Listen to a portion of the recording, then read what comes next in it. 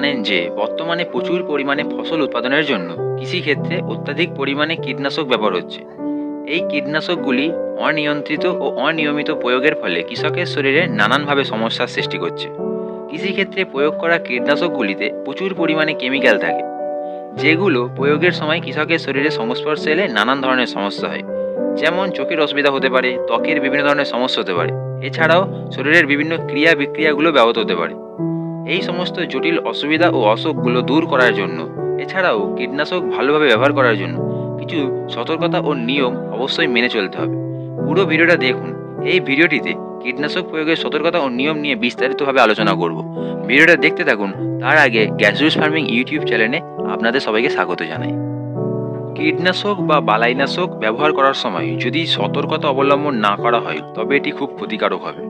এইসব কীটনাশক বিষাক্ত, যার কারণে এটি মারাত্মক অসুস্থতার পাশাপাশি সঠিক পরিমাণে ব্যবহার না করলে জীবন বিপজ্জনক হতে পারে। যে সতর্কতাগুলো অবশ্যই মেনে চলতে হবে, আমি সেই সতর্কতাগুলো পরপর আলোচনা করব। ভিডিওটা দেখতে থাকুন। কীটনাশক ব্যবহারের আগে বোতল অথবা প্যাকেটের গায়ে লেখা লেবেল ভালো করে পড়ে নিন। খালি হাতে কীটনাশক মেশাবেন না এবং কোনো নিয়ম ছাড়াই একে অপরের সঙ্গে কোনো রাসায়নিক মেশাবেন না। কীটনাশকের বাক্স খোলা বাতাস এবং মুখ থেকে দূরে রাখুন।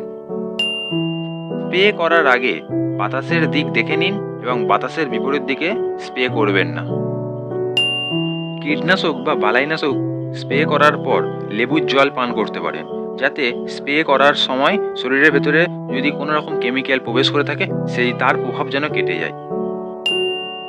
স্প্রে করার সময় ধূমপান বা কোনো রকম খাবার গ্রহণ থেকে বিরত থাকুন এবং মুখে কাপড় দিয়ে ঢেকে নিন, গ্লাভস পরুন। রাসায়নিক, বালাইনাশক, ছত্রাকনাশক, কীটনাশক শিশুদের থেকে দূরে রাখুন। মুখ দিয়ে স্প্রে পাম্পের অগ্রভাগ স্পর্শ করবেন না।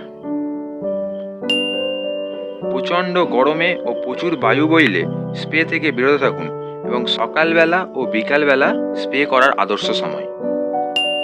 এতে স্প্রে ব্যবহারের পর সাইনবোর্ড লাল কাপড় টাঙিয়ে দিন। এই ভিডিওটিতে যে সতর্কতাগুলো নিয়ে আলোচনা করলাম, এই সতর্কতাগুলো কঠোরভাবে মেনে চলুন, ফলে কীটনাশকের বিভিন্ন প্রভাব থেকে কিছুটা হলেও মুক্তি পাওয়া যাবে। এই ভিডিওটি এই পর্যন্তই।